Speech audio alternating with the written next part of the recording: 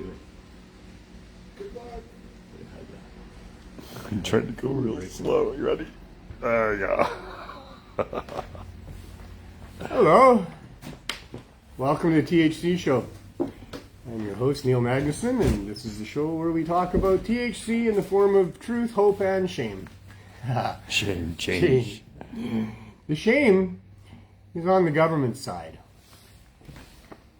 Shame on our government. Shame on the doctors. Shame on the police.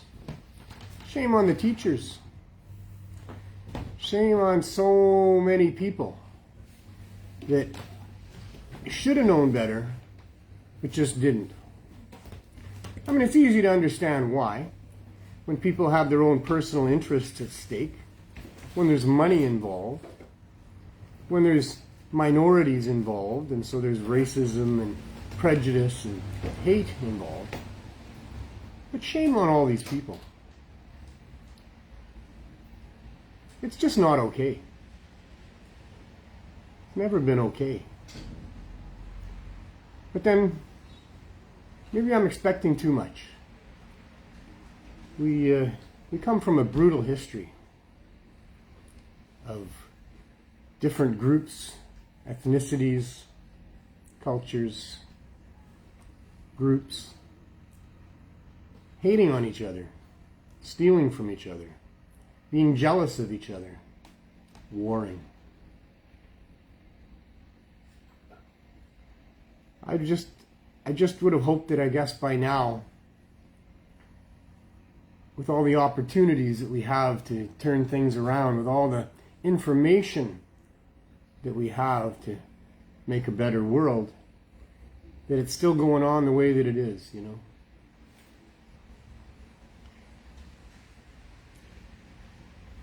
It's mostly about self-interest and group interest, but in reality, it's losing sight of the forest because the trees are in the way. If what you want you have to go and blow somebody else up for, or kill somebody to get, then I think you've lost sight of the real values in life. But this is the world that we live in. In generations and cultures throughout history, the academics have regularly been purged. Those people that would talk about peace and love and the good things don't usually fit well into regimes of control and abuse. So they're eliminated. And I think there's still a little bit of that goes on in different places around the world, and maybe even here at home. There's some people that are just too clever, or they figure out too much, or they're a little bit too vocal about opposition to the leading and ruling class, that they kind of disappear or have strange deaths happen to them as well. But it was much more blatant in the past, for sure. There'd be a rounding up and off with the heads of anybody who dare question the narrative of the ruling class. But as we've evolved, as the lower classes have risen up and attempted to take back some power for themselves from the ruling class, you would hope that sanity might prevail, that the academics could finally flourish, that stoicism and love and peace could be the ways of the day. But unfortunately, along with all of this evolving the way it has on that side, the technologies and the sophistication of destruction have also grown right along with it. So now we find ourselves in a world where for the last number of decades we've had the power to destroy ourselves, and in some cases we've used it to destroy others, most of the time in the name of some religion or some better cause, or stamping out evil or whatever. But when you're stamping out evil with death and bombs and guns and violence, well, there's just something not right about that. I saw an interesting meme online. It was a couple of aliens looking down on planet Earth and seeing all of the bombs going off. And the one alien says to the other, "What's going on with all of that?" And the other one says, "Well, that's just the two main religions trying to prove which one is more peaceful." And here we talk a lot about another war. And there's many wars. There's economic wars, there's cultural wars, there's lots of wars that go on that aren't bombs and guns, but they can be just about as destructive. They can be genocidal. They hurt people. And the one war that we talk about here on this show week after week is the war on individual, I guess, lower class people, waged by the upper class without ethics or reason other than greed. And you would have hoped that by now we would have worked our way through that. But apparently it's really well entrenched. The stakes are really, really high. And those that are involved on the side of wanting to take what they shouldn't take, they seem to have lost all ethical courses. It gets really stupid when human beings lose sight of their logic and reason. And when greed and hate are involved, it gets really stupid. They build big bombs. They plan all kinds of different genocidal events. There's people right now in the world that are contemplating a method by which they could use to annihilate a bunch of other people. On all sides, probably. If not, the side that isn't contemplating that may well be annihilated. It's a scary and sad world when you look at it like that. On our level, it's about the very fundamental of freedom and the ability of the upper class to control the lower classes.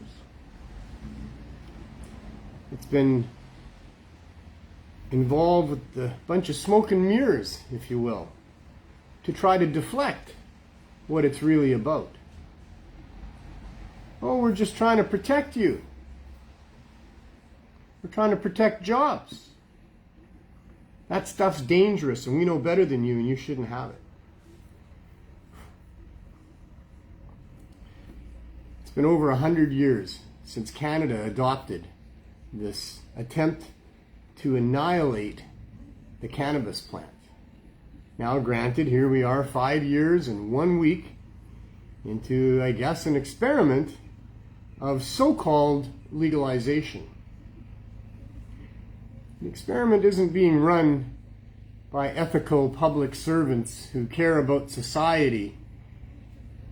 It's being run by the corporate and financial elite that want to see just how far they can push things, just how much control they can have, just how insanely ridiculous they can get people to go along with. And we are going along with the insanely ridiculous. Not everybody, of course. And maybe even not most people when they think about it. But they don't think about it much. Like I say, smoke and mirrors, distractions. People are too busy trying to survive in a purposely tough economy. Trying to deal with the problems of life within their families while having to work 3 jobs. And still having very little energy left for the kids and the wife or the husband or whoever it is that's out working, or maybe both parties are, and they probably are. When they do party, it's party about alcohol for the most part. That's what's pushed on us. It's been going on here for 100 years too. Well, getting close anyway. More than that. Alcohol has a long history here in North America. In fact, for those of you who are probably under the age of 50, you probably don't realize just how soaked in alcohol our whole society was for a number of years, all of my life leading up to, more recently where there's been other distractions and diversions and it's not quite the same. Populations increased quite dramatically over my lifetime. The melding of different cultures has happened quite rapidly as well. And it's not quite the everybody's the same kind of world as what I grew up in, where it didn't really matter which school friend you went to visit, there'd be a whole bunch of cases of empty beer bottles on the porch, and a semi-drunken mother and rowdy drunken teenage siblings and all the rest of it. It was just, that was the way it was. That was just the way it was. There was the devout religious teetotalers for sure that were on the other extreme of that. But just about everybody else was heavily involved in alcohol. And so they weren't thinking straight is my submission to you. That a drunk population is not a very smart population.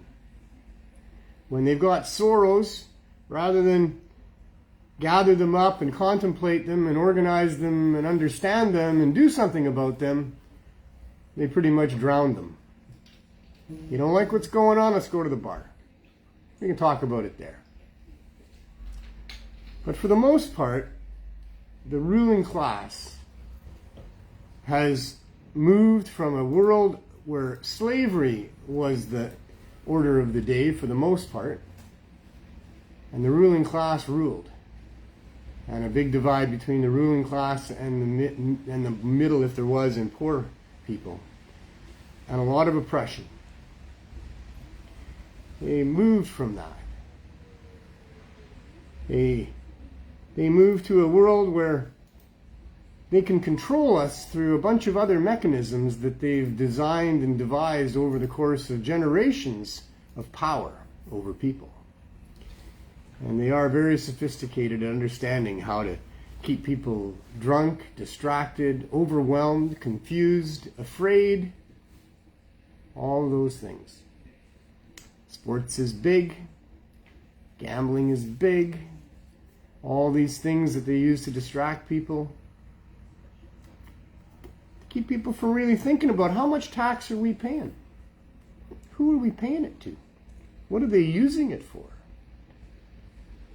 Why can't I smoke weed? That would have been the big one, right? I mean, that's the one that got me. When I stopped drinking at 19 years of age, I really started smoking weed exclusively and thinking about, why can't I smoke weed? What's going on in this world here where it doesn't seem to fit quite the way that my parents and the church had presented it to me as far as how the world was supposed to go? Go see what that is. Yeah. So, the world turned out to be a lot more corrupt than what I was led to believe. When you're a kid, you're told that you can trust the police, that the government is your servants. All you got to do is just obey to get along and everything's fine. And not to worry about things, Basically, that was it. And man, oh man, step by step, incident by incident, it becomes quite clear that everybody's looking after their own interests. That even the government, those public servants, whose job it is that they're paid for to look after our interests, are still just looking after their own interests. Especially the ones on top. And the ones below the ones on top, they're kind of doing what the ones on top say to do. And the ones on top that are telling us what to do are taking their marching orders from the rich and the elite and the people who have always been behind the manipulation of populations for their own profit. That has not changed. All that's changed is the method by which they do it. And we're lulled to sleep by this sophisticated agenda of distraction and anger in a fear-based, alcohol-fueled world. And that's why it's taking so long and so much effort to find sanity in the real legalization of cannabis. We were supposed to get it. 5 years ago, we were sold a bill of goods, and most of us believed it. Thank God for Freddie Pritchard. At least there was one voice in the chaos that said, hey, they're not going to give us what we want. And they really haven't. I mean, it's awesome, and I'm happy that people aren't getting arrested for weed. I'm a little upset that they're paying their fine willingly up front without much fuss. I'm certainly angry about the lack of respect and support for medical users and daily users and average users, all users. Well, maybe not those that want to spend more money for weed than what it should be, than what you should pay. But for so many people, we thought legalization meant weed would be a lot cheaper, and there would be much cheaper, good quality versions of weed in the marketplace, and B, they would stop wasting billions of dollars yearly on the attempt to enforce these ridiculous laws. But that hasn't changed. And we're still being attacked as if we're the enemy in a war. And the war is still raging. And governments, on behalf of corporations, are still harming innocent people to protect the interests of the financial elite with respect to cannabis. And we are experiencing that here in the downtown east side of Vancouver in our efforts to provide access to low barrier cannabis options for people.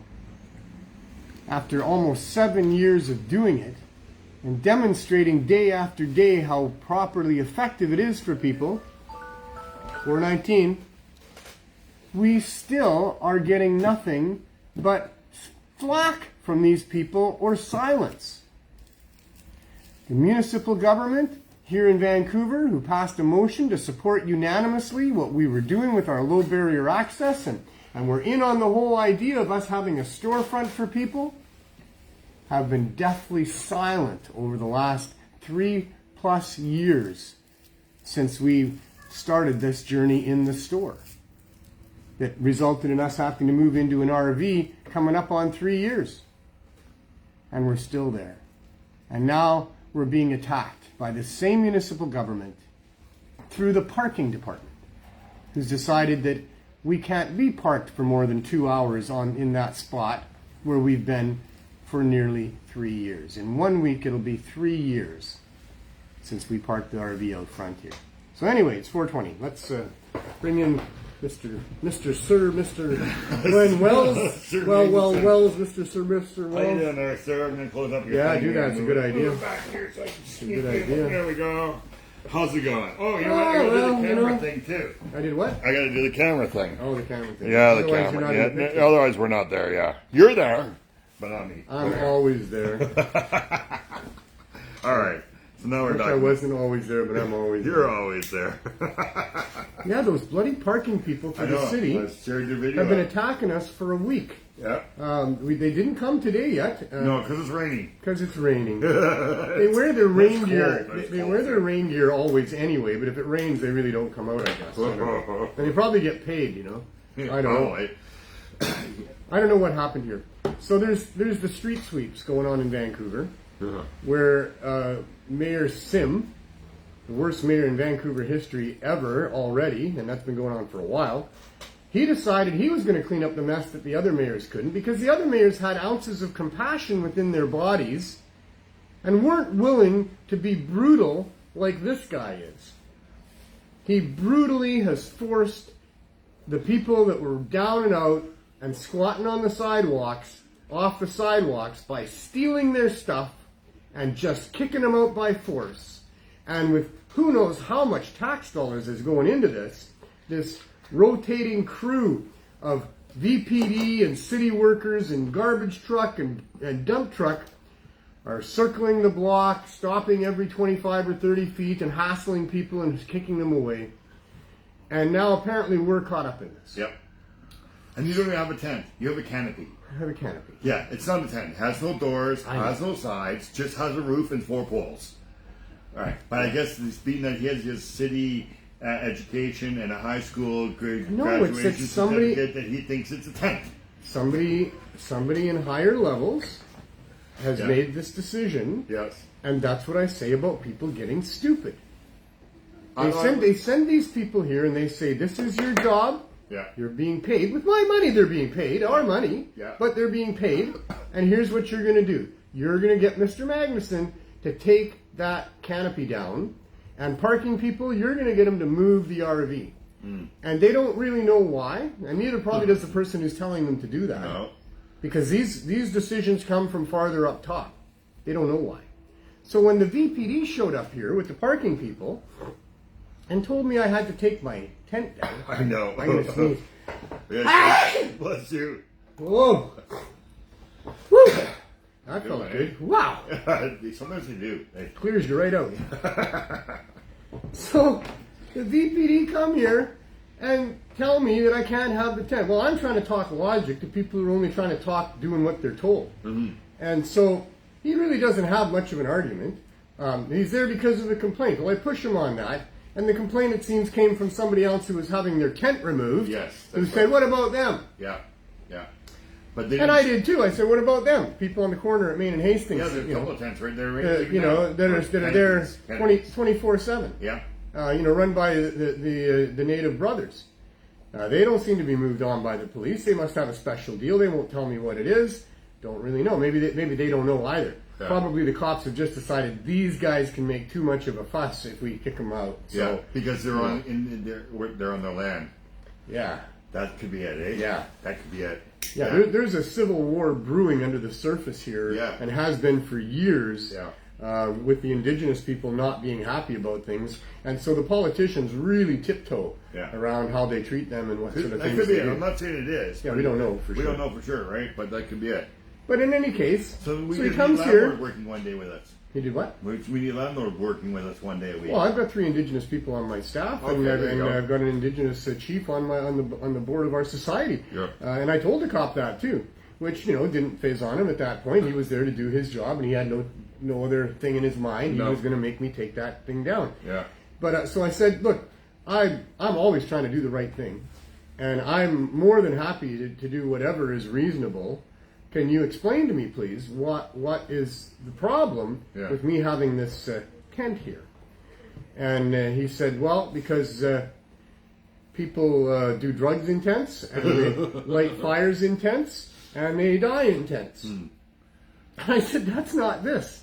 This is an open canopy with no sides on it that's just here to keep people from getting drenched when they're accessing what they need. The medicine. Yeah. The meds. And so anyway, but that's how ridiculous it gets. Yeah.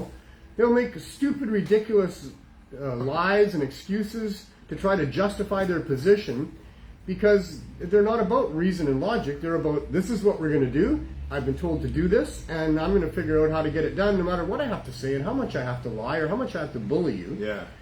So he really did bully me that day. And that time, we took it down, and I think I reported this on the show, and within a minute of them driving away, the downpour, just torrential. Yeah, you've seen that. And I put the tent right back up there. But, so the next day, it rained more, not more than the downpour, but I mean, it was raining again, and I put the tent up, and sure enough, we had another VPD sergeant come and tell me to take it down. Oh, and so afterwards. Yeah, the second day. Oh, wow. Because I was putting it back up again. Yeah. And I said, I'm not willing to have that tent down when it rains. Yeah. And he said that, and I almost fell into the same trap of saying, people line up and they're getting soaked. Well, they access pretty quickly at the side window. There is the little ledge on the building here that they can stand under. So that wasn't really true. Yeah. But I almost said it. I actually didn't say it, but I found myself. And your thing that comes out is too low for them to stand underneath, right? No, that'll be fine. Yeah. It's just all ripped and old. It's so old. It's all so fragile. The leather or whatever canvas, the canvas that was that awning is more like tree bark now. Okay. It's really brittle. So we need a new one. Yeah, and I figured out, I can get that one restrung. Oh, yeah? Yeah, and that's why it's half off right now. I had trouble getting it off. They don't make it easy to get those things off there. They're rivets. Yeah. And the other mechanism on the arm, it doesn't want to drill. Did you approach an RV company to do that? Yeah. Are they going to do it because you're doing something good charity for the company, for the people that... No. I just went to a place to see if I could buy another one. Oh, yeah. And they said, Dan, those things are so... And I don't understand why. It's just a basic 4-foot space that you want to put an awning over, and there's an RV there to drill it into. I don't understand. But he said that you had to have the right one for the right RV, and that I would have to get that thing opened up, and that somewhere on that inner round thing that they wrap up on, that there's going to be a name and a serial number and the rest of it, and then you can order it. But he said those things are not easy to get. They're not very common. He said you can take it off there, and you can bring it to the canvas place in the block up ahead, and they'll put a new canvas on there, and it'll work fine. So that's what I'm attempting to do. That's what I will do now. All right. But anyway, so what did I just say? When something else do? I forgot. Well, we'll cannabis. So the second guy comes, and the second VPD guy comes, the sergeant there, and they were both sergeants. Yeah. And the same thing, take that thing down. And so I had that same conversation with him, and I told him, this is not a tent, it's a canopy, and this is to keep people running. So I accused him of not being able to sleep well at night if he continued on with this edict of his, and he got pretty upset, and he said, I've always worked for the people on the downtown east side, and I do care about them. Well, he was blatantly not caring about them right there. Yeah. But he agreed that if it was raining hard, that I could have the tent up there. No, you could? Or the canopy. So now it was up. Yeah. Right? He wanted me to take it down. Yeah. And now he's agreed that if it's raining to a decent degree. So today you could have it out. I don't know. I haven't looked up there for a while. It's been raining all day. Raining hard? Pretty much. No. See, that's the thing. So and I've been lucky. Where do they consider it hard? Well, that's the thing. River? That was the thing. That's the atmospheric That was river. the thing. He's standing there telling me to take it down. I'm standing there telling him it's raining. Yeah. He said, this is not a significant rain. Oh, so his idea of a significant rain and my idea of a significant rain are two different things. Yeah. Or how much rain he is willing to be in charge of exposing these poor people to is different than the amount of rain that I am wanting to be in control of how much these people are subjected to. Yeah. So, and he went to his car. And he said, I'm going to, drive. You take the thing down. I'm going to drive away, and you only put it back up there if it's raining significantly. So I gauged it when he went to his car that it was raining hard enough to leave it there. Yeah. And then when myself and Dexter and George are standing out there talking about it, and there he is standing there back at the top of the lane, going, "Take that down." I said, "It's raining." He goes, "Not significantly enough." Oh my. It's up to him, eh? And we'd already gone for a little walk, and he told me, he said, I'm trying to give you some respect in front of your people here, but he said, you need to know that I can bring in a whole group of VPD officers, and we can take this all away. And I said, I'm 100% aware of that, sir. Yeah, and we know that, yeah. I said, please don't do that. Yeah. I looked him in the eye and I said, please help us. Yeah. Like I explained to him what was going on here with our fights with government and the corruption, and I said, please help us, you know? So he hasn't been back. Okay. It didn't rain for the last few days in between, so I didn't put the tent up. Canopy. I gotta stop calling it a tent. Well, because they call it a tent. I know. Right? Yeah. They did that. I mean, it's a canopy. Yeah. Anyway, I didn't put the canopy back up, and today I didn't put it up, and maybe I should have. Yeah.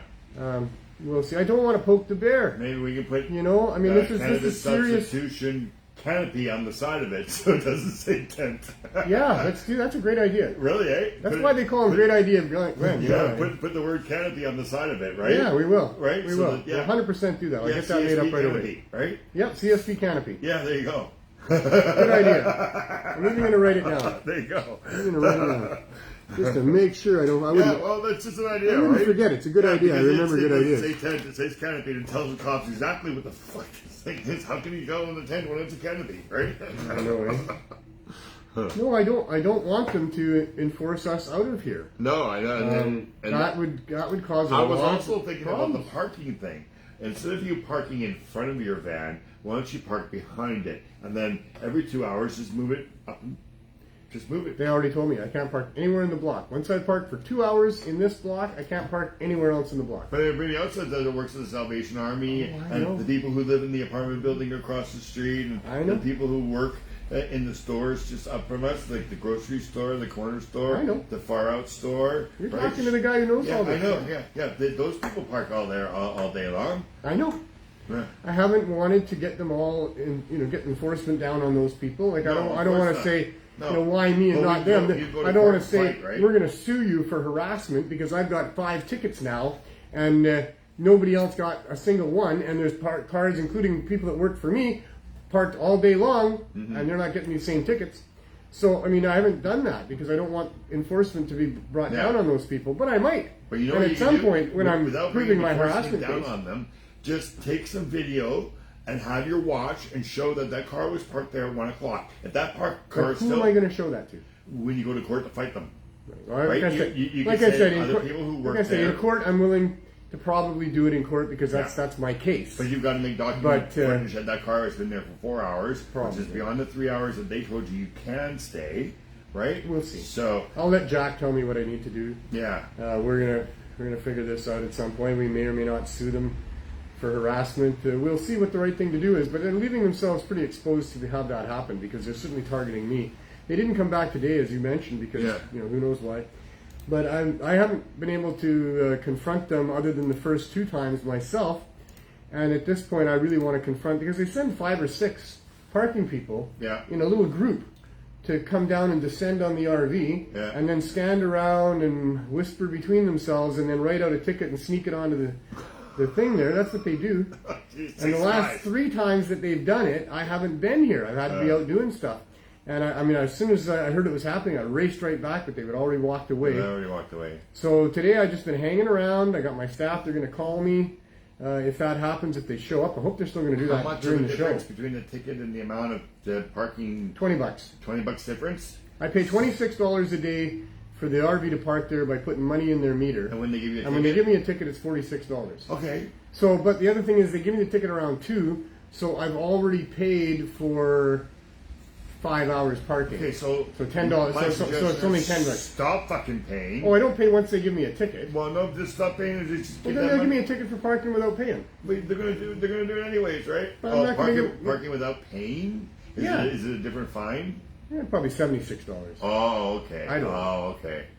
So I didn't understand that part. Okay. It's stupid. And, so it's costing $20 more a day. No, because I just as I told you, we pay it up until 2 o'clock when they give me the ticket, and then we don't pay it anymore because you don't have to pay it once you got a ticket. Yeah. Which is stupid, eh? Yeah. You're getting a ticket for parking there more than 2 hours, but the parking meter people will tell you that once they've written you the ticket, just leave it on your window and you can park there all day now. Yeah. Yeah. Okay. So why not? Where's the logic in that? Why not put one of your old tickets there? Because they can run the ticket, and they're after. They could. They're after me, and they'll they might not. I don't know. I'm not trying to play games with these people. Okay. I want to. I want to play games with them. You just had a brief earthquake. You people saw that, eh? I know. I stopped playing games, with this project 7 years ago. Yeah. I am doing it the right way. I'm going through the right channels. I'm not trying to hide nothing. That's my defense. I've never tried to hide nothing. I'm not trying to be sneaky at all. And at $26 a day, that's $700 a month. That's wow. And now it's going to be $46 a day. Wow, every time that they find you. Plus 10, so $56 every day that they find me. So they're adding $30 a day to the days that I would otherwise only pay $26, because now I'm paying the first $10 worth, and then I have to pay, and then I get the ticket for $46, so I pay $56. Wow. Whatever, right? Whatever. There's, but it's just, it's discrimination. And also because you're a tenant on this, you live on this street. You're exactly. I pay rent here. Person, right? So but then that doesn't matter apparently, according to them. But the most ludicrous of all of this is that I am not here doing something bad or wrong that the city should be targeting me for. Yep. It is the opposite. So this is what I want to talk to them about, if I can confront them and say, what is it that you think we're doing here? Who is it that you think we are? Like, why is it that you think that on behalf of the citizens of Vancouver, you need to be harassing us to try to get us to move along? Don't you understand what we're doing here? Yeah. Like, we're not trying to get away with anything. We're not here, trying to be sneaky and harm people or get for ourselves. It doesn't help me to have a canopy out there. I'm not the one going to get wet and stay dry, Yeah. This isn't about me. This is about the people that we're helping. And we seem to have a whole army of these parking people who just don't get it, because seriously, they can't all be so corrupt that they don't have ethics. These are mostly young people coming here. They obviously just don't get what's going on here, because if they did, they would be on our side and they would refuse to do this job, and they would explain that to their bosses, and maybe they would come and talk to me, and maybe I could explain it to them too. And then, that's how we get things done around here. That's how we've been doing this throughout all of this. We just keep being good citizens, doing good work, having people report good things about us, and we're less than half a block away from the police station right there, and same with the courthouse right there, with lawyers and police and judges all walking past and driving past all day, every day for the last almost 3.5 years coming up. And so obviously we're doing something right, but things have changed. We've got a new mayor, and this guy is a piece of work. And he shut down Cannabis Day this year. We should be suing him for that, I'll tell you. A new Parks Board guy, too, just announced today. Oh, was that right? Yeah, we'll see what he's all about. Guy that they had running under there, he now moved up to the top, so he's replaced this Donna girl. So we'll see if he's any good or any better, or worse. If he stopped us from doing Cannabis Speaking of parks, and I should probably shift gears a little bit. Right. Time to calm down a little bit about this thing here. On Sunday, there was another fundraiser for the CSP in Surrey, held out at Holland Park. I couldn't go because I was working. It's just a great thing to see happen. Yeah. That, Surrey is now having these events go on without any political interference. Well, that's good. So the more you do that, the better, right? And so the mayor is not bothering anybody right now. She's got a problem with the policing problem right now. So. Yeah, they have. And you might think that would be worse for us to have two different police forces. Either one might have a bit of a hard-on for coming after the cannabis community. Hard to say. We don't know. We don't think the RCMP has ever been very kind to us in the cannabis community. We don't know what the new private Surrey police force, might be like. Probably not. We'll see. And. Hard to be optimistic when it comes to any police force in cannabis. Mm-hmm. But, they didn't, I don't think there was any presence there. I was only there for a very short time. You dropped in, I was working. I managed to make it. I didn't think I was going to be able to make it. Yeah. But didn't see one all day. And Adam was there all day, no cops. No cops at all. Just a bunch of people with tents up, with cannabis products available, smoking weed, talking about weed. I came along and sang about weed, and that's it, right? it was kind of perfect, Yeah. Every Sunday I visit my mom. Oh, so you're already out there, and that's important, Yeah. Well, kind of. Yeah. Casey had asked me to join her as an assistant at this mushroom conference that was being held at Van Dusen Gardens. Mm-hmm. So I agreed to do that. White Rock coming through Surrey and back to here is quite a bit out of the way, but coming from White Rock to Van Dusen and then to here is pretty straight almost. Yeah. And so that's where I was headed. Yeah. And then Casey messaged to say that she had decided not to go after all. There was something else going on. Instead. So I turned around and I drove back to Surrey. Oh, wow. And and I got the GPS telling me how long it's going to take me to get there, and it's going to be close. Right, right on 420. And so, that's my time turn. I beat a couple minutes off the GPS, nice. and just timing. Yeah. And made it to into the parking lot at 4:17. Nobody knows I'm going to be there. In fact, I told Adam I couldn't make it. Yeah. I get out of my car and I start to jog because you're quite a ways away from the event where you have to park. Yeah. So I'm jogging towards the thing, and now I'm in real excited. But I got my hoodie up. Yeah. And I stopped. I got to catch my breath. I can't arrive there all out of breath. So I have a few deep breaths. I catch my breath. I look at my clock. Oh my God. So I just walked straight up onto the stage. Yeah. Music was playing. I looked at the DJ. He recognized me. Yeah. I showed him my clock. It's 4:19. Yeah. And so he quickly stopped the music, handed me the mic. Yeah. I stepped up to the front, took my hoodie off, and I said, "Whoa, what is going on here?" I said, "I don't know, but it looks pretty cool to me. What I do know is that it's 4:20 right now." And then, so that got a good response. And then I sang "O Cannabis" and then did a speech there. And Nice. so it all worked out really, really well, you know. And Dan, he said he had just looked at his clock. And it was 4:19, and he's thinking, I got to go up on stage and get the DJ, we're going to do something. Yeah. And he looks up, and there I am standing there, crashing their party, essentially, John, we don't sell weed here at Cannabis Culture. He's asking if he can get some of the weed. Can I get some smoke that you got? Sorry, where are you, John? Yeah, we're in Vancouver, Whereabouts Canada. Are you? Show some nugs. Here, show that nug. There you go. Show us some nugs. Oh, no, nugs.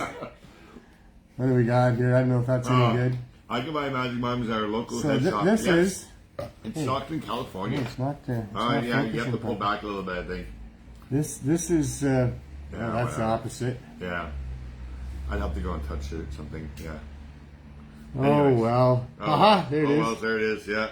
There you are. Because it focuses on everything else. On us, right? Because we're moving. Part. Yes. Yeah, we're the bigger part. So what is this nug there, Glenn? That is Tom Ford. Tom Ford. This is from... Tom Ford, from Beard Brothers. Very, very cool. Yes, very nice. And then what you got there, you got some This is a little bit of rock. Moon rock. Yeah.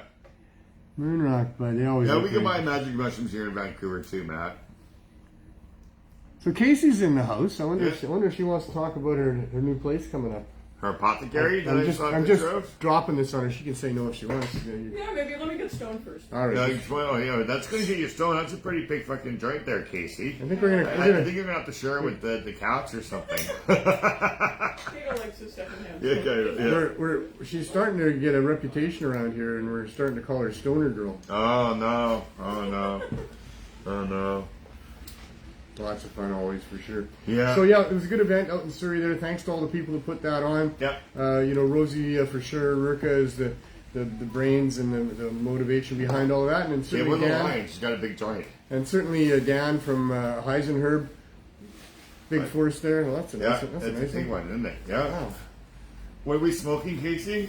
I think that's Death Bubba. Death Bubba. And that's well, I killed Bubba, apparently. Yeah, it killed it. It beat him to death.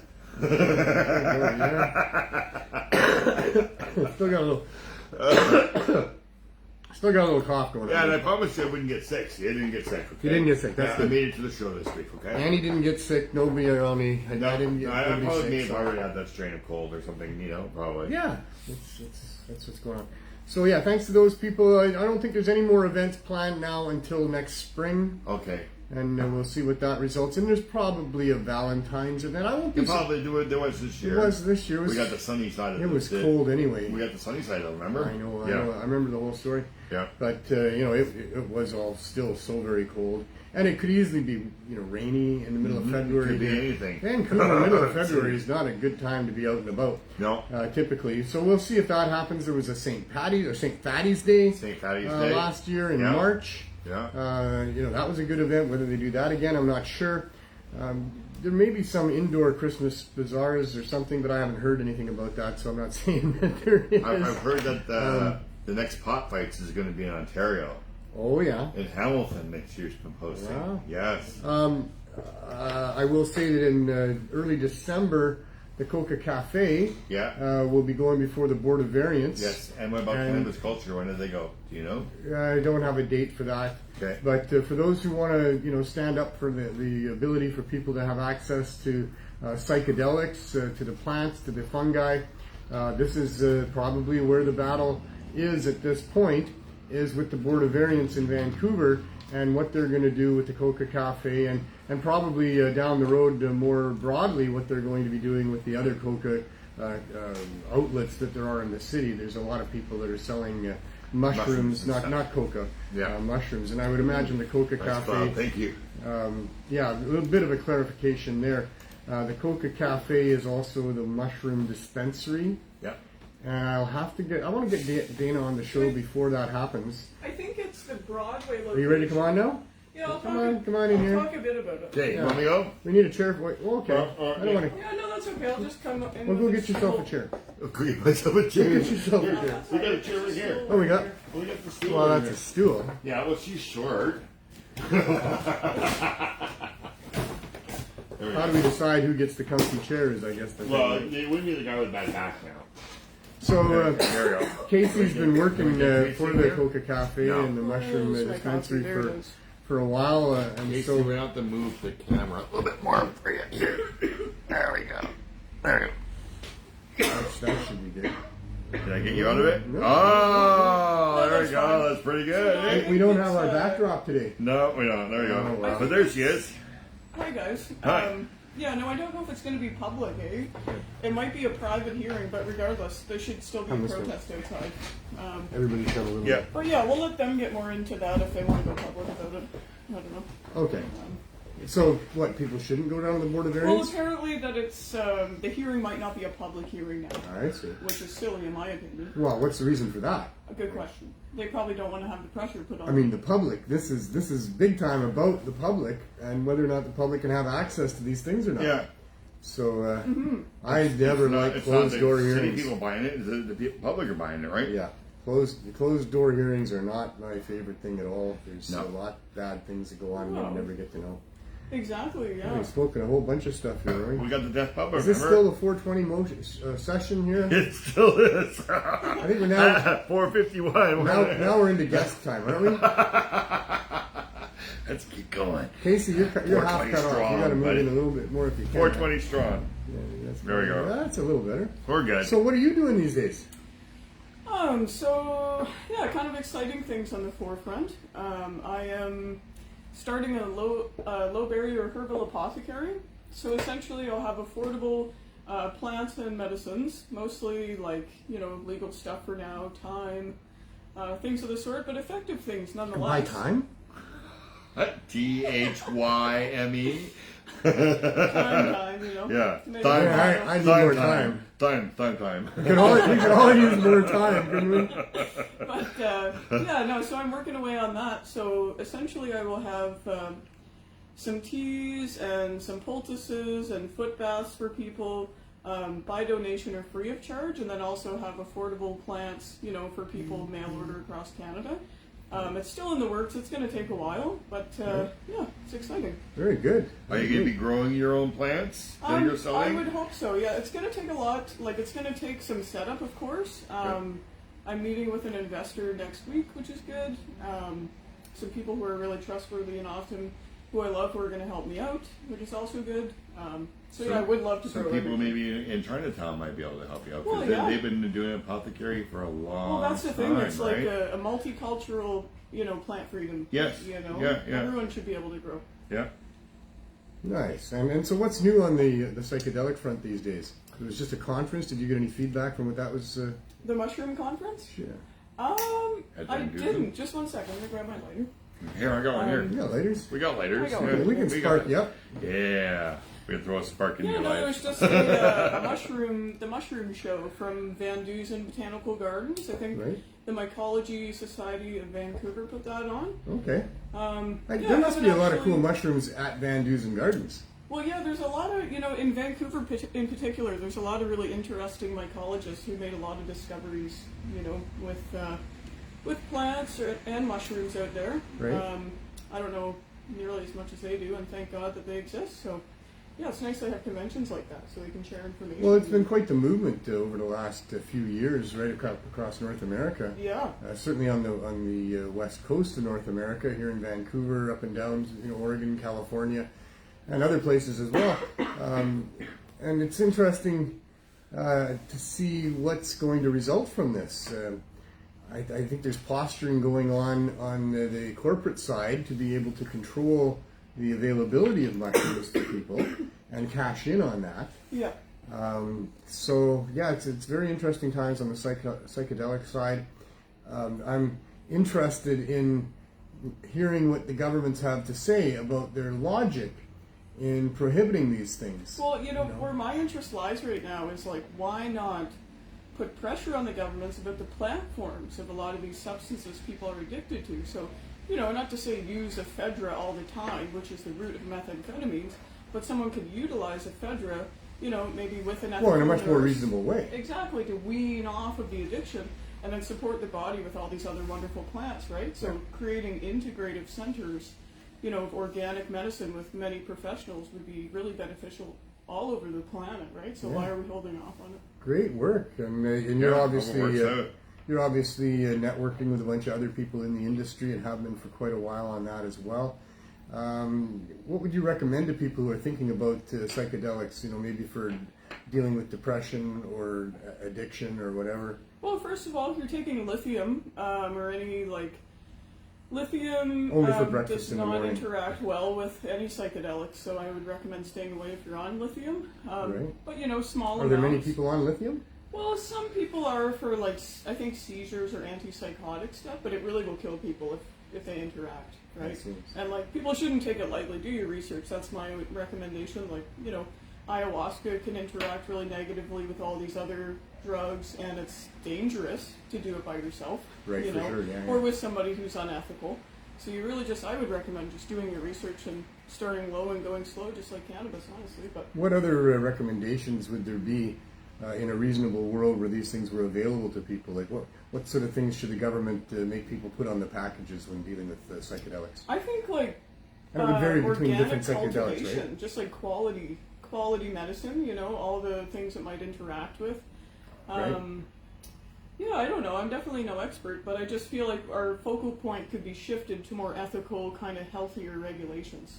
You know. Well, there can be problems, as you alluded to, for people that are Absolutely. using Don't these things. drive machinery. For sure. You know, don't call your grandma. Don't call your grandma. Reality will be restored. You know, you're like, holy fuck, everything's crazy. Call your grandma. Holy Can you call fuck. your grandpa? Well, you can, but it might be weird, right?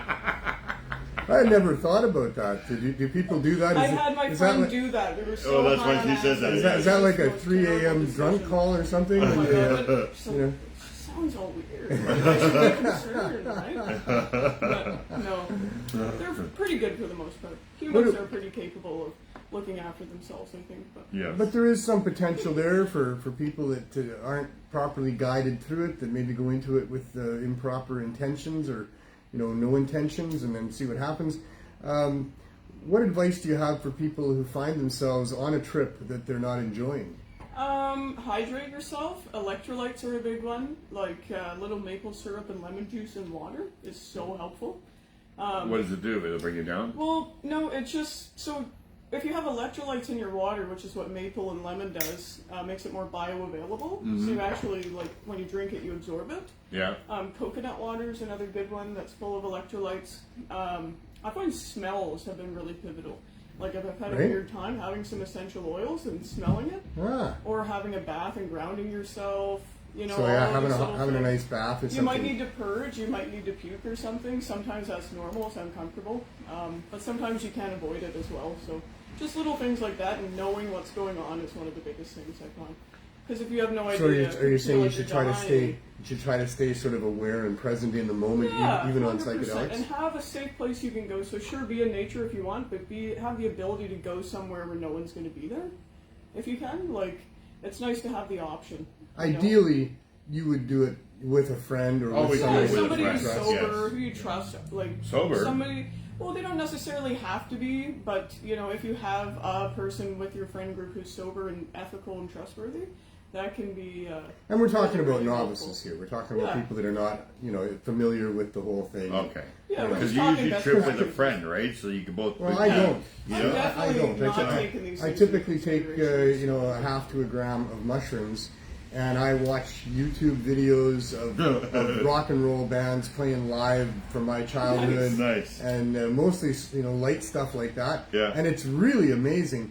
I mean, I don't know if these performances are as crazy without the mushrooms as some of them are on mushrooms. Yeah. But there is, yeah, and of course, Talking Heads. Yes, the Talking Heads. That is quite the band, especially as they evolved into having multiple players on stage there. Yeah. There was just so much going on all the time. The Coneheads from Saturday Night Live used to remind me of the Talking Heads. I see. Yeah. Oh my god.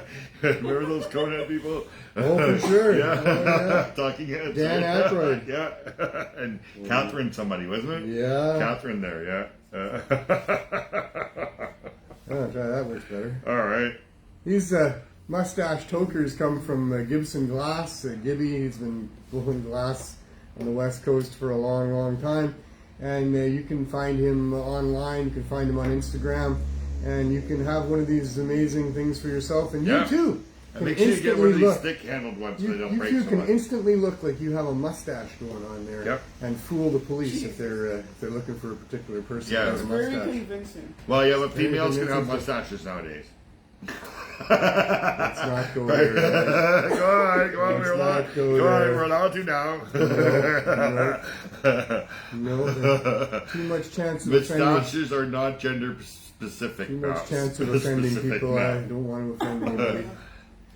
So what else do we have here? We're not pretending. They say that for people that were using cannabis and are affected by COVID, better outcomes. Yes, For people that use cannabis. and also people who drink So- black tea You know and what? green tea. Like, wouldn't it be cool if people could just grow their own cannabis and juice it? You know, You like, can. So, Well, apparently you can if You you, can. if you're living the right You don't type get of high on growing. it though. But You yeah, don't there's get so high. many little loopholes. Right? Yeah, if you know, a lot of places won't allow it. It really depends on where you are. But Yeah. theoretically, people in some provinces should in be Canada are allowed by the cartel head to grow just a few plants for yourself. You can have 4. He's very generous that way. And yeah, you could grow those plants and you could juice them. Yeah. I highly recommend that you do that. And you won't get high. It's a different. Some medicinal. problems in juicing the broad leaves, not recommended really. There's a lot of little spiny things in there, in the leaves. in the broad leaves. So just yeah. juice the buds? and especially if you're using an inferior blender to blend it in. But otherwise, juice those smaller leaves. Grow your own plants. So can you use it like a magic bullet? Yes, magic bullets are good. Magic bullets I'm not are here good. to recommend any particular Best way brand. to do it is use a cold press juicer. A cold Yeah, press yeah, yeah, juicer. yeah, So you Yeah. need like the one for your oranges or your lemons, you Yeah. need something like that. Yeah. Thanks, Yeah. Adam. Thank you, Adam. We'll be out there in a little while, I'm pretty sure. It's raining. Well, for the first time in a long time, we didn't make it out to the RV last week. Yeah, you weren't We feeling had a short show. I had a cold going on, so yeah, happy to be over that. That wasn't much fun. I very seldom ever get colds. Yeah. But that one was a bit miserable for sure. At least So it we didn't didn't go last so long. outside. But Yeah. we will go this time. In 2 weeks in between going outside. The winter's here now, so Yeah. be prepared for the Vancouver or the THC weather report today. Bring your umbrellas. So better outcomes for those people that had COVID Yeah. with cannabis. Maybe they knew what they were doing when they made the cannabis dispensaries an essential service. Yeah. So that could have But been part of also that. people who smoked tobacco had better responses too. Is that right? Yes. Like my mom is in her 77 now, and she never got COVID at all, and she's been smoking since she was 16 years old. Well, did she go out and go around she people that lives had in COVID? Mississauga. I don't know what She that lives in an means. apartment building in Mississauga. And Right, there's but tons if, of people in but if she Mississauga. never went out of her apartment, then Well, she, no, she had to go grocery shopping and stuff like that. But being of her age and not that healthy, she has migraines and she's had brain surgery and stuff like that. She never got COVID. Good for her, because that might not have been good for her. Tobacco was one of the things that helped. It would attach to the same thing that COVID would, and it would prevent you. And apparently, the people. Remember, we were doing the talk about these guys in Alberta, the wife and the husband doctor who found out that cannabis attaches to the same part in your body as COVID did, and if there was cannabis on there, that's how it was preventing COVID I see. from happening. And there's 2 doctors in the University of Alberta who were doing that study, a husband and Right. wife. Do you remember that? nope. No, I do.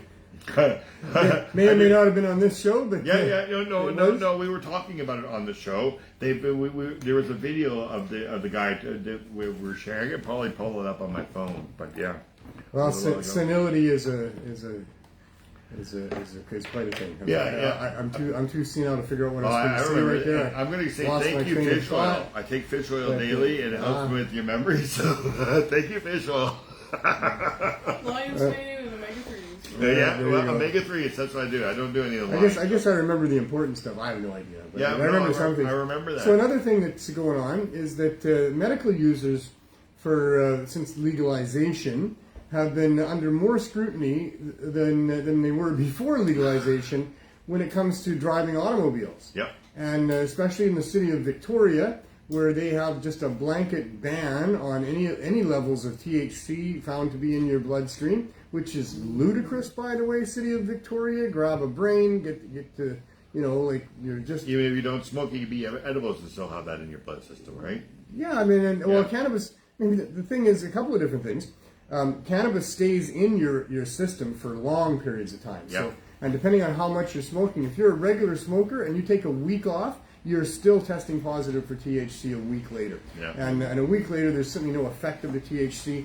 In fact, there's really very little effect of the THC that would be of any concern with respect to driving vehicles, probably 2 hours after any time that you would use it.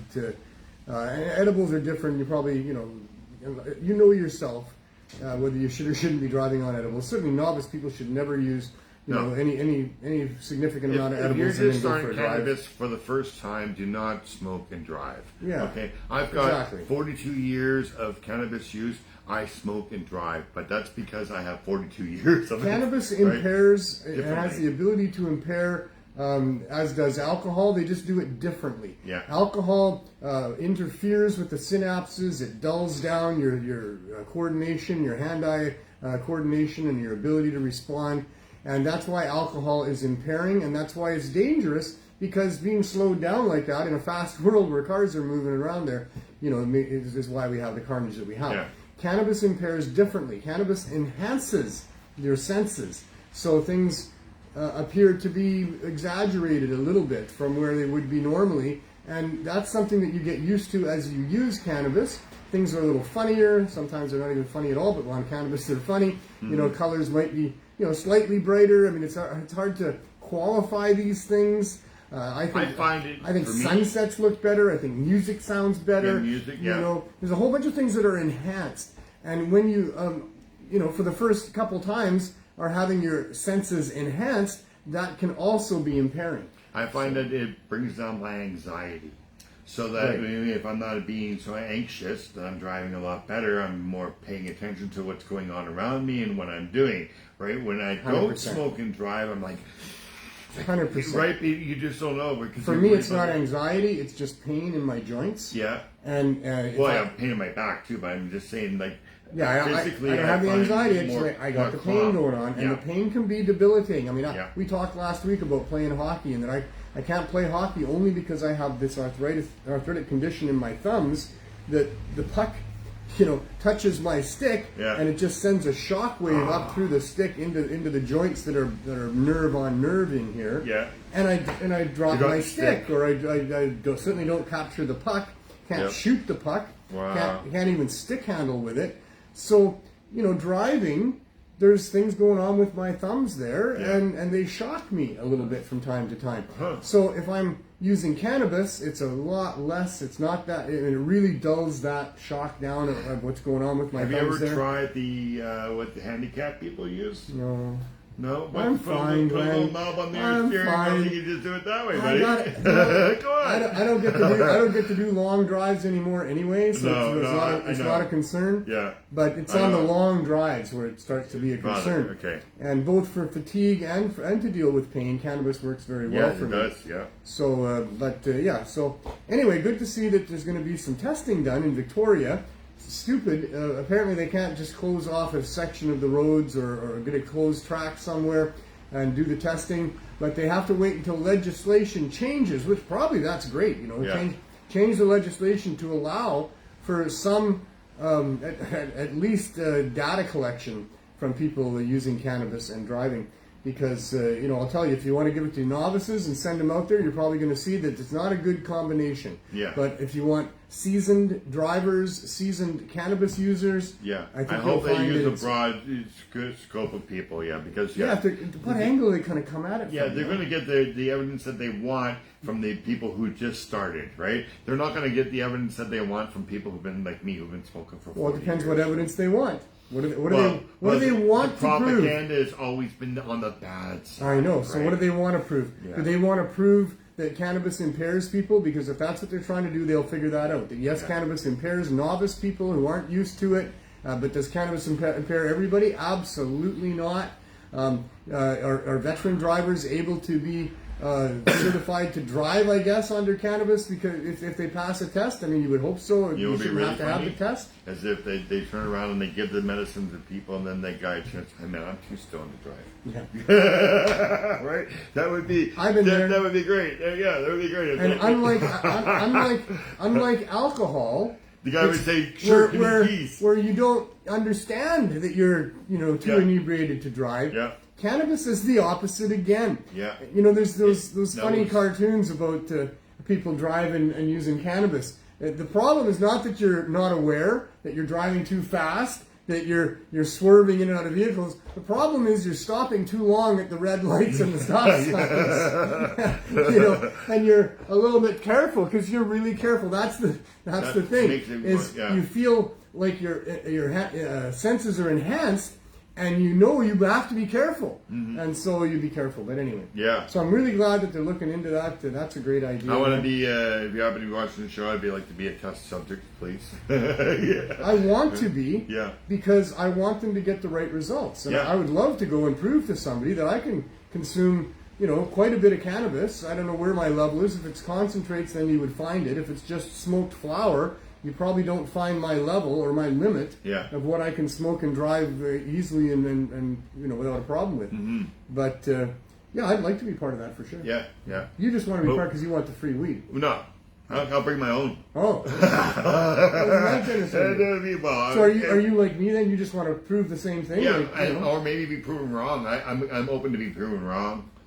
So I'm going to say that I probably have maybe a little bit of a delay, but not as much as alcohol. Because we are using a substance, so there might be something that I could learn about it. That there might, but not to the point where it's going to cause anybody any damage. So in to 2012, their- I did the Freedom Tour. Yeah. I did it this time without an escort. I had my own vehicle that I bought. Yeah. We had the Freedom Tour van, which was awesome. Bob High, put all the big cannabis flag or Canadian flag with the cannabis leaf coming out of it on the hood, and we had pot leaves. It was like a Cheech and Chong van, is what it was. Yeah. And I drove that thing across Canada with smoke billowing out the windows, obviously, most of the time. Because for me, cannabis is a focusing tool, and it helps me deal with some arthritic pain, and it helps me drive. So on a trip like that, where I'm driving all day, every day, I was definitely puffing cannabis. And it was like a Cheech and Chong vehicle. If I can steal a Like in the movie steal Nice- a patented name or something, Nice Dreams, where they had that ice cream truck Yeah. and it was catching on fire underneath the man. muffler. So the point is, I got pulled over a lot. Yeah, I know you did. Yeah, I got pulled over a lot, and I think it was 6 times during the 5 months on the road that I had to do like sobriety tests. Oh, really? I had to stand on one foot. I had to put my walk one foot in front of the other, and and do this and that. Passed every one of them. There wasn't no concern whatsoever about me getting back behind the wheel and driving on. So, I get away with it because my scoliosis, I don't have to do that balancing thing, right? So, because my spine is not straight, so. I had a little issue with the balancing thing, but I told him, I said I got arthritis in the big toe here, and that's what's going on with that. But it wasn't. It's on my driver's license. But man, they get that flashlight, they get that red in your eye. I know, right? Oh, man. Sorry, man. It got sunny all of a sudden. Anyway, it's 5 years and 1 week into this so-called, we'll call it fake legalization that they call this experiment of not arresting people for having personal amounts of cannabis. And, chaos didn't break out in the streets. No. We don't have a bunch of stoned people driving on sidewalks, killing No. people. And these were projections by the prohibitionists, those staunch people who believed so much in that cannabis needs to be prohibited because it's dangerous. And 5 years in, we got nothing like that going. No. So what we got is a bunch of bad businesses that are losing money because of bad government regulations. Yeah, And not doing it right. we got a bunch of people in the industry that don't understand cannabis consumers, the whole culture that we have here, and so that's reflective in the stores and in the way that they're, allowing people to have cannabis. But there's no problems with cannabis. I mean, you never hear, like you do hear on the radio, about the police had to go into Gastown or onto the Granville Strip there because there was alcohol-fueled fights going on and stabbings stuff and like stuff, that. yeah. You don't hear about any of that. There's not carnage on the highways. No. There's not violence in the nightclubs. Yeah. There's the actual exact opposite of that going on. People that are using cannabis instead of alcohol are much less likely to involve themselves in I wonder if violence. there's ever been a fight of cannabis culture. Only Because only it's if a a drunk smoking lounge, only right? if a drunk guy got in Yeah, there. only when a drunk guy got in there, yeah. Because that's the only lounge that we which have, does right? happen from Yeah, time to yeah, time. yeah. I mean, we're not completely against alcohol. Don't get me wrong. Well, it's not good for you. It's the abuse of alcohol and the alcohol use by people who don't control themselves properly when they use it that is the issue. Alcohol in and of itself is benign. It would sit on the table there and harm no one until somebody drank it, and then it may or may not be helpful or harmful depending on your usage. So, oh yes, well, depending on your usage, cough, Cough, right? cough. Yes. Shout out to the other CSPs out there. So the CSP is the Cannabis Substitution Program. In case you don't know, if you're just tuning in for the first time to the show here, primarily we've been on this journey of getting the governments to allow the provision of cannabis for people in a way that doesn't present barriers to those people who would otherwise have to have money or a credit card or a bank account or an address, and be able to afford it. I mean, that's our biggest issue here. And our second biggest issue is the potency of the edibles that are available to people. The sick people are the people that the movement for legalization of cannabis was always putting first and foremost. That's who we were protecting first, and that's who is protected least in Trudeau's version of legalization here. And so that's horrific if you're one of those people. If you're sick and having problems, every little problem that comes along is amplified and way worse. And when you're now dealing with the prospect of not being able to get what's working for you, and you're sick on top of it, man, oh man, it's horrific for people. It's the only word to really use. Nightmare is the only word you could use. I would like to say that the legalization of cannabis is a bad joke. Mm-hmm. It is a bad joke that's been played on the cannabis community here, where the government, who's been our enemy since the beginning on this for over 100 years in Canada, of criminalizing good people for simply wanting to feel better and using natural medicine to do it with, defying corrupt governments that they've known forever, and that's what's going on. People being criminalized by Canadian public servants is an abomination of freedom and what this is supposed to be about here. Absolutely 100%. And so... Yeah, no more earthquakes, please. No more earthquakes. Now get your foot off the box. Don't worry about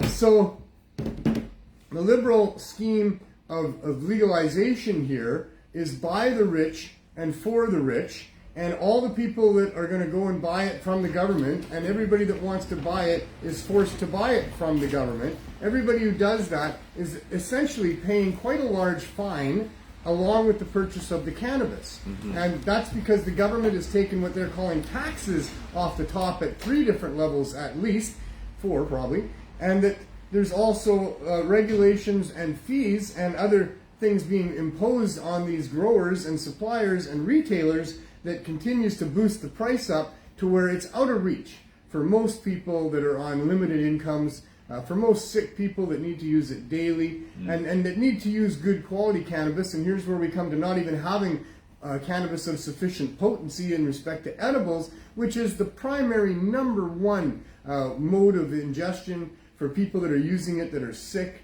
is the edibles, and they need to be potent enough to deal with many different serious medical issues, and the government is just simply not making that available. They're forcing people to, either grow your own 4 plants and extract off of those 4 plants, or find somebody else that'll do that for you, and then, figure out how to put that into edibles and figure out how to figure out the dose and all of that kind of stuff. And that is just outrageous that they are forcing sick people, people without this type of expertise and experience, to have to put it together for themselves, rather than having a storefront to walk into and be able to purchase edibles of sufficient potency marked properly on the package with, whatever warnings are appropriate. Yeah. That needs to be available here for these poor people, and they're not.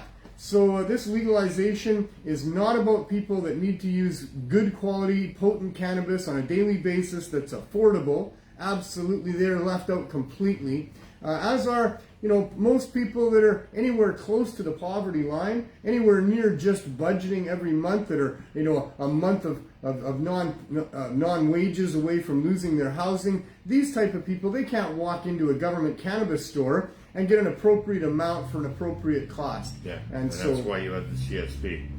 Well, the CSP is designed to be able to get cannabis as easily as possible into the hands of those people that need it for getting off of hard drugs. Yeah. That was or the also mission. low-income people who need the medicine but can't afford to buy from the government store, so they're able to buy food and medicine this way, right? So that becomes sort of like a side thing that we do. Yeah. But ultimately, the mission statement of the Cannabis Substitution Program was to substitute the cannabis for the hard drugs that were really causing people addiction and the rest of it. And with the real key being that those edibles in higher doses can assist people through withdrawal and get them right off there to begin with, and then replace or substitute the use of the harder drugs. Cannabis edibles can be very potent. Yep, I know. It can be a real, almost like a hard drug potent. Yeah. Not in that it's going to mess up your liver and mess up your bowels or kill you, but it can knock you right out basically. Yeah. You can end up feeling like you're so thick-headed you can't form a thought in your brain. You're hanging on to a lamppost, or you're in bed and you can't move, and it's not fun. It's not comfortable when it's like that. People don't like it, but it's just to illustrate the point that you can eat too much cannabis edibles and be in a pretty bad state, although it won't kill you. No. You can't smoke too much. No. I could smoke great quality joints from the best growers all day long. Some stuff that's put me out. Especially in the 80s and 90s. The Afghani Bull Rider back in 2004 and 5, grown by Michelle Rainey, bless her heart and rest in peace. Birthday. That was enough to knock you out. Yeah, I smoked some Jamaican and then early 90s and some Blue Hawaiian that knocked me out. So that's possible, yeah, but not likely. You don't find that too much nowadays. No, you won't find it in the government stores. You won't find it in the government stores, no. You won't find it in the government stores. Yeah. The real knock you on your ass weed was a treat to have, and it was rare. Yeah. It mostly came in concentrates. Lamb's breath was a good one. Yeah, there was some good ones for sure. Lamb's breath. But for the most part, I could smoke joints one after another, and so could you, all day long. Yep. And it's not an issue. But the edibles, you just don't keep feeding edibles into your pie hole there, because you'll be flat out, at least asleep, if not worse than that, which is not able to sleep because your head's too thick and you just, anyway.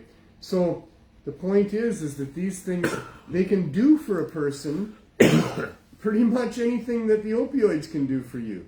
So when people find that OxyContin and the doctor prescribed opioids really work for their pain and stuff, so can cannabis edibles. Yes. And so that's the point. And that was the point of the CSP. Yeah. Was to substitute the use of cannabis for this overdose epidemic here. Yeah. But we never screened anybody because that's part of low barrier. Yeah.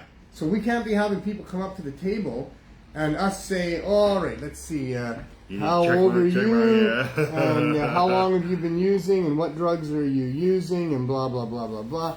No. We can't be invading people's medical privacy in that fashion whatsoever. We're not doctors or medical professionals. Not at all. So as long as people were clearly old enough, and then not being like over the age, it's not even about the actual age so much as it's about whether or not you're clearly old enough, Yeah. I mean, there's some young people that are pretty mature, and just whatever. like the BC doesn't have a law about when you can leave your children alone, they do it by maturity because the adults or the parents know their child, right? That's right. So there's a lady in Australia who says that she uses cannabis for her osteoarthritis, Right, and that's that right. we are correct. She says if you're a seasoned smoker, you can drive very well. You guys hit a lot of good topics.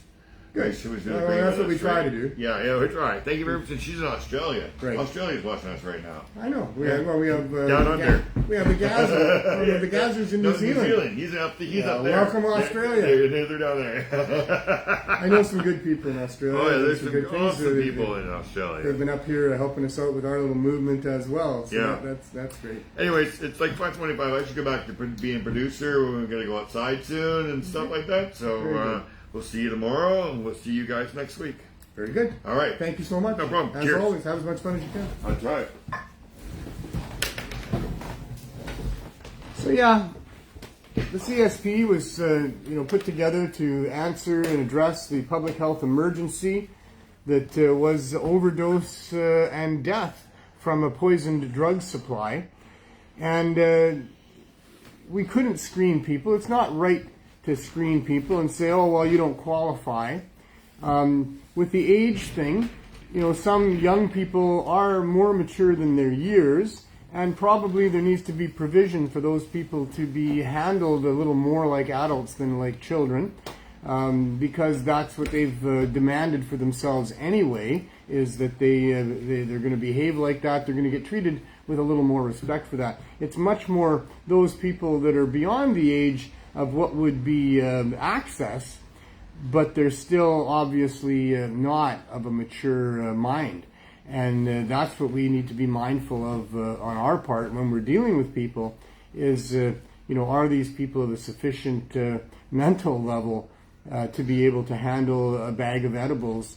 There's not, like I said, there's no possibility of fatality, but we're also very interested in not having people overconsume and have bad experiences, with those edibles because they can be very powerful. So in that process, of course, anybody that was obviously old enough that came up to the table at the CSP in the early days, when we were just handing out care packs to people, they got their care pack without any scrutiny that might put up a barrier to people accessing. And subsequently, perhaps not everybody, and I'm pretty sure not everybody that was in that lineup to get that pack of half a dozen edibles of 40 to 60 to 80 milligrams each, plus a joint or two. Maybe they weren't all trying to get off of the hard drugs. Maybe some of them just heard that there was free weed being handed out, and they were there too. But, we're talking about people that would line up for a few hours. For the most part, there was hundreds of people to get, most of the times we had enough for everybody, but sometimes we didn't. So there was people showing up hours early before we would get there at Vandu at noon. Standing in the lineup, sometimes in heat and cold and rain and all the rest of it. And so that these are not your average people that heard there was some free weed, because it's not free when you've got to stand in a lineup for a few hours in inclement weather just to get a little bag of a few edibles and a couple of joints. So that those people were all in need, and the need was great enough for them to endure what it took to get that. So we did that. We handed out all these care packs to hundreds of people, once a week for the first year, twice a week for the following 2.5 years at Vandu. And we're demonstrating every day just how well this works. It didn't take long, and people were coming and thanking us for what we were doing and telling us about how it had changed their life, that they'd gotten off the hard drugs, and there's all those other benefits. And like Glenn said, those other people that would stand in that lineup to get that care pack that maybe weren't trying to get off of hard drugs, they were valuing the cannabis for its ability to help them sleep, to help them with their appetite, to help them with pain, and deal with all the other things as well. So that the program itself obviously benefits a larger group of people than just those that are struggling with the addiction to the hard drugs. And in fact, by the time we had done it at Vandu for 3.5 years, and the city of Vancouver passed a motion to support us, and we ended up with the consultations with them getting a storefront and moving into the storefront, we made members out of all of those people that were coming twice a week to get it from Vandu.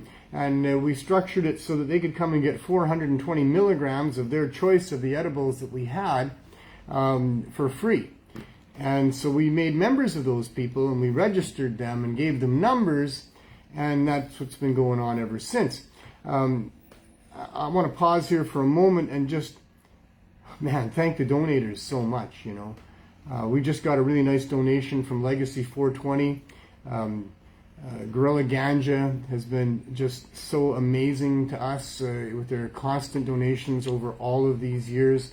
Michael the Cookie Monster, who continues to bring us his extremely healthy 30 milligram seed cookies every single week. We've got Samantha, I don't know if she wants mention or not, but she's been really good to kick in and help us with the edibles that we give away at the window. Steve. The people in Newton with the Newton CSP that bake more than they need and share that with us here. There's the last couple of weeks, there's been donations the last couple of months from some other people there. Their name Steve Nemi. Steve Nemi, that's Yeah, right. he's going to be a monthly donator. A monthly donator, and that Yep. was awesome with the gummies that came from there. Yep. And lots of unnamed donators as well. Yeah. Green Wilderness has been helping us out for such a long time, a great ally of the CSP. There's others. Without these people, there would be no CSP. Absolutely. It's all done on they are the donation. backbone. Yeah. And so, you know, back to what I was talking about before, wanting to pause and thank these donators and thank the other CSPs in Halifax, in Newton, in Surrey. London's on hold right now. We're still trying to figure out how to address the issues that are happening in Winnipeg. Shout out to Mary if you're watching. Hope you're doing well there. And so, yeah, just an amazing group of people right across Canada have been working to help provide access in a legalization world where people still don't have that ability to be looked after in proper medical dispensaries that would remove the barriers of financial problems and remove other barriers that would keep people from getting what they really need, like the potency. And so thank you to everybody and all those who have helped us and continue to do so. And so once we moved into the storefront, we had to structure a way to be able to afford the storefront, because as much as we were very fortunate to get the donations that we needed to pretty much satisfy the lineups and the members over the years with the CSP, there certainly wasn't any cash money coming in or enough to cover rent. And now we're going to be open 7 days a week, with 8 hours a day, with requirements of reimbursing volunteers and staff, hydro, and you name it. So we structured a collaboration with the Healing Wave and started to sell cannabis at prices that were within reach for people that really needed it. Of course, we continued to give away cannabis even to people who weren't members. Nobody got turned away ever here because they didn't have any money. Free joints, free edibles for many people that aren't part of the program and don't have money to purchase anything. But for those that do, we sell good quality cannabis for really good prices, $1 a gram, $1 a joint, and up from there to more expensive, capped at $6 a gram and $5 a joint. The $4 joints are rolled in resin and covered in keef, and we're very proud of what we're able to do here. We have FECO at $10 a gram for people. That is the real medicine that people need when they're very sick with cancers and other things. And so we structured a price scheme that would allow us to be able to pay the rent and the overhead that was there, and still maintain those prices down there, and nobody gets rich. But what happened is that pretty soon we're dealing with another group of people with a different dynamic than what we had been for the 3.5 years with the CSP.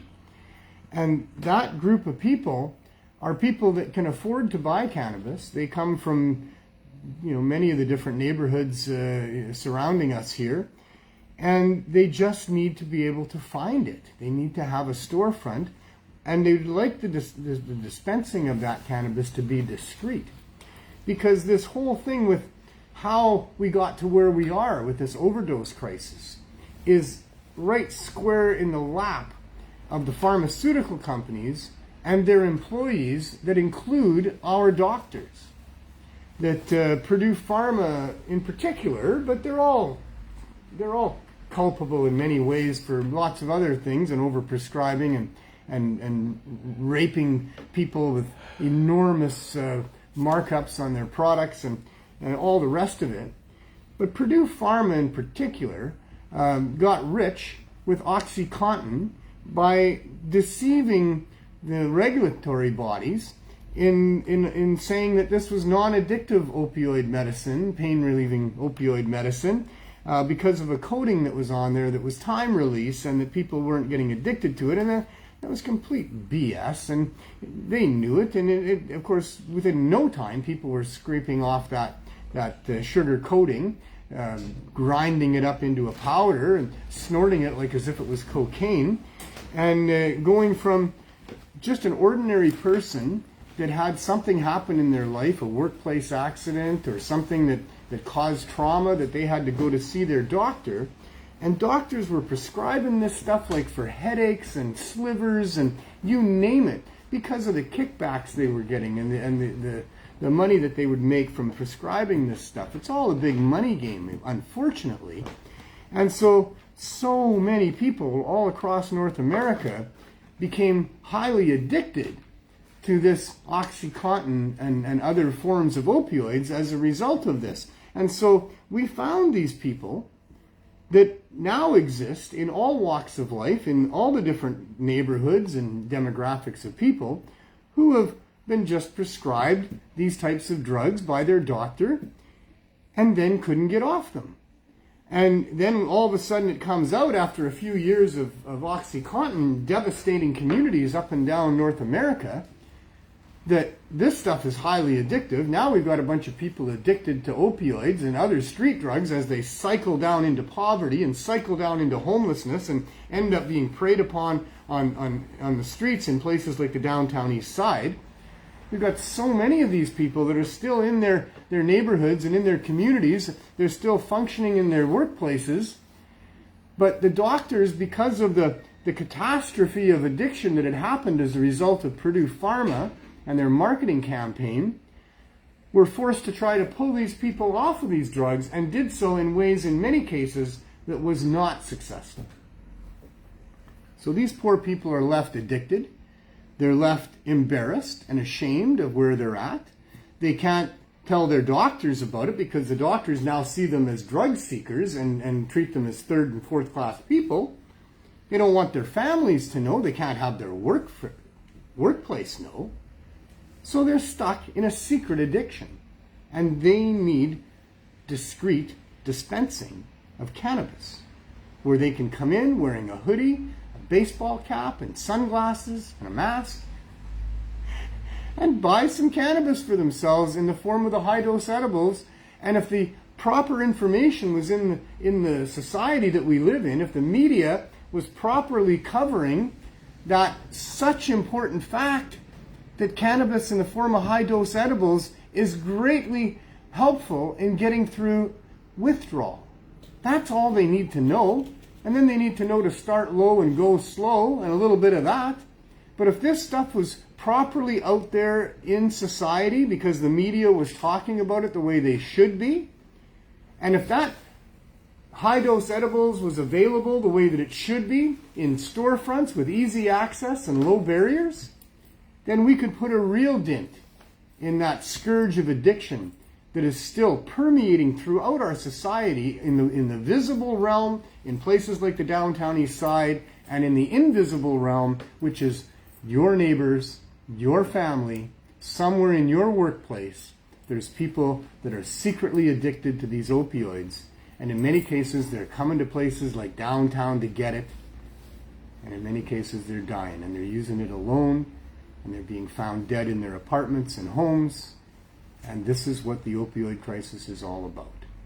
So we've just been trying to properly address these issues, and we're like a lone voice in the wilderness, it seems, although there are some other people and groups talking about this in non-broad general population circles, because the media is not talking about it. And we're doing our best to make sure that this happens, that we get the access that needs to be there, and we get the education out there that needs to be there. And this is our journey. It's been close to 7 years now since we started the CSP. It's been almost 3.5 years since we left Hastings Street and Van Du and came to this block of Cordoba right beside Main Street. And it's been over 3 years since we put in our profound and compelling application to Health Canada to support us in what we're doing here, and yet we can't get that. And it's all because of money and greed and corruption that is dictating that the authorities at Health Canada are seemingly only, but let's just say much more, concerned about the health of the bottom line economic profit margins of the government licensing scheme than they are about the death and mayhem being caused by overdose and opioid addiction. A very, very sad state of affairs. But here we are, and I'm happy that you're watching the show. I hope that you'll share it out there as best you can, and maybe we can help to educate a bunch of other people, and maybe eventually, I believe it, if you keep doing the right thing long enough, eventually it pays off. So low barrier access is the new mantra of the cannabis legalization movement, and you're more than welcome to join the crew. Let's go outside for a few minutes. You better put a jacket on, sir. Yeah, I'll do that. Because I think it's raining out there. Yeah. There's so many people here that are still stuck without a place to be. It's just walking up and down the streets and lanes earlier today. So many people just huddled up, getting rained on, curled up along the sides of buildings and stuff. Mm-hmm.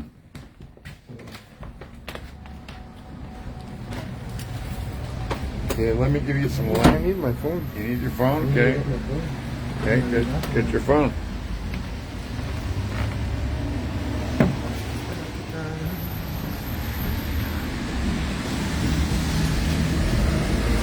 Well, the THC weather report for this week is it's a typical Vancouver fall day. It's rainy. I'll put the hood up. And it's really disgusting that the VPD think that they're somehow protecting people on our dime by telling us that we can't have the CSP canopy over the RV. In front of the RV. Well, I guess over it, yeah. Yeah, it's not over the RV, but yeah. So here we are today on a rainy day with no canopy.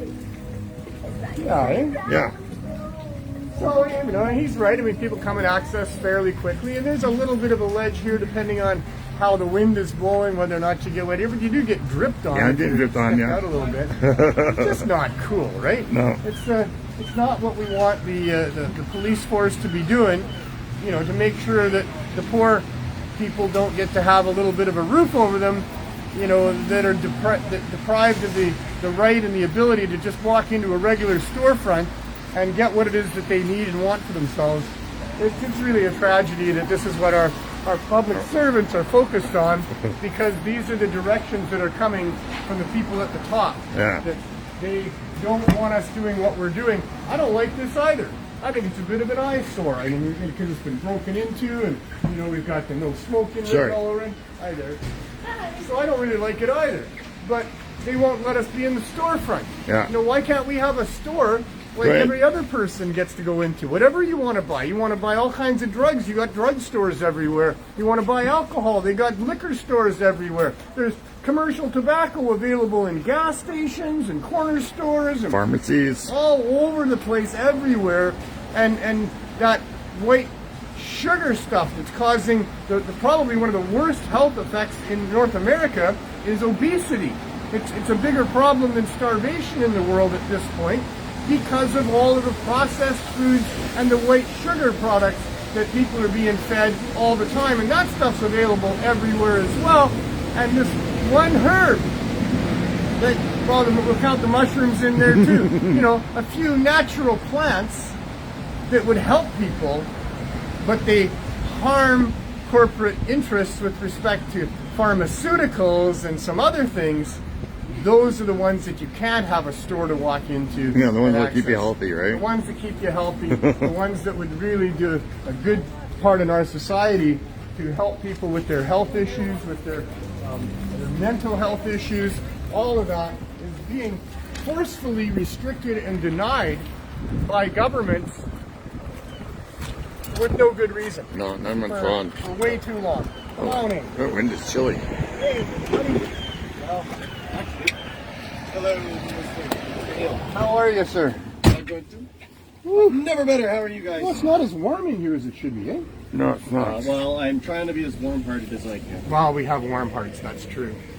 So, we need some heat in here. Good try. we do have a heater. I'm not sure why it's not on. I'm not in charge of that, although I am ultimately, bottom line, everything, all the bucks stop with me. So I'd have to get somebody on that and keep it extra warm. His warm heart might be doing it for him, but for me it's cold in here. And here we are, subjected by the looks of it to another winter. Maybe we'll see. Maybe they're even going to try to kick us out of here, and we'll see how that goes in the winter time. But for now, this will be the fourth winter that we're moving into, where we have to put up with lots of wet, lots of cold, and for no good reason, but that the Trudeau cartel has taken over the weed industry and is forcing these things to be the way that they are. So I really hope that... Hey, you! Sorry, it's Adam. Oh, it's just Adam. So everything's good, Dex? Yep. Cool? Yep. All right. Let's just put on a happy face, Dex. He's got his video face on there. That's awesome. And we just we do our best to maintain a light attitude here. So it's a place that people can come and get a little bit of joy back in their life. So Dexter's pretty funny, and we laugh it up, and we make jokes all the time here, just to try to bring a little bit of sunshine and humor into people's lives. And so there you go. I mean, we've talked about what's going on here. This is the state of legalization in Canada, and what's been imported around the world. Apparently, they like this model where the government gets to make all kinds of big money on cannabis by taking taxes right off the top, and that the prices remain high and the prohibition remains alive. And so all the people that have been for 100 years and more in different countries making money by prohibiting cannabis and helping the government to try to just enforce the use of alcohol and other competing products, those still get to make money. That mechanism remains intact. People that grow outside of the government cartel are still being treated as if they're criminals, and the price of cannabis is still up where it was before legalization happened, so we didn't solve anything there, and even more. And so, now if you didn't know before, that this is what's going on. We're not happy with legalization. It's by the rich, for the rich, and it excludes most of the rest of us in very bad ways, especially those people that really need it. And so we need you. We need everybody. We need people to, first and foremost, be aware of these things, to do your best to try to help other people be aware of it as well. And especially if you can target those people in positions of influence. Maybe they don't understand. Maybe they're just willfully blind because of the paychecks that they're cashing to the real effects of what these policies are doing with respect to addiction and enforcement on good people against having possession of what is really God's greatest gift to mankind in the form of plants. Plants are amazing on so many different levels, with so many different types of plants that do so much for us. And the cannabis plant is right up there at the top of the group with all that it's able to help people with. So we need to continue to work towards getting what we are now asking for, which is low barrier access. Take these barriers away. Take the barriers away from people who are consuming cannabis, that want to have a place to go and get it, a storefront that works, and take the barriers away from those people that want to get into the cannabis industry, that want to be suppliers of cannabis. It should be easy. It should be cheap. It should be like bringing a caseload of your asparagus or your tomatoes or whatever it is into the marketplace and seeing if one of the retailers thinks that they look good enough to sell and then selling it. I mean, it shouldn't be much more difficult than that. Certainly there's room for reasonable regulations with respect to edibles and concentrates, but minimal regulations. Regulations need to be the least intrusive possible on us free sovereign people. Regulations are government restricting things in ways that infringe upon our rights. So they need to be the least intrusive possible. There is room for regulation with many things, but regulation primarily comes in the form of just simple education. That at the point of purchase, the labeling and the packaging includes whatever warnings needs to be there. It works for poisons and pesticides and all kinds of other things. And that is the regulation that typically is all that is needed, is allow the public to be informed of any potential downsides to the things that they are purchasing if they are extensive, something significant. And then people are capable of doing what is right with most things most of the time. Nobody's trying to harm themselves. We don't need government to come along and tell us that this plant is dangerous, and to protect you, citizen, from being harmed by this dangerous plant, we're going to take away your money and put you in jail and call you a criminal and hurt you as bad as we can so that you know better than to hurt yourself with this dangerous plant. It makes no sense, but it's making money for people, and that's why it's corrupt, and that's why it needs to change, and we need to do it before we can't do it. So join the team, get on board, trust me, it's awesome. As soon as you start doing something about these really serious things in our world, and it doesn't need to take much, you don't have to be too serious about it, but once you start doing something about it, you get a much better feeling about things. You get to feel like you're making a little bit of a difference. And don't worry that you can't do it all, because no one person can do it all. Just do the part that you can do. Educate those people that you can educate. Do what you can. Lots of things to do. I thank everybody for watching the show. I thank everybody for helping with the show. For Glenn for being the producer and amazing guest. For Cannabis Culture for giving me the platform to do this.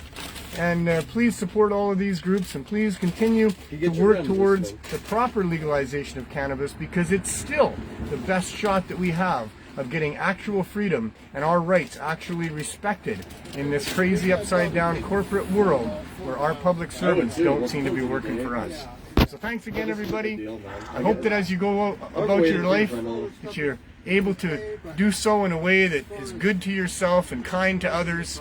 And the most important thing always, have as much fun as you can. I'll see you next week.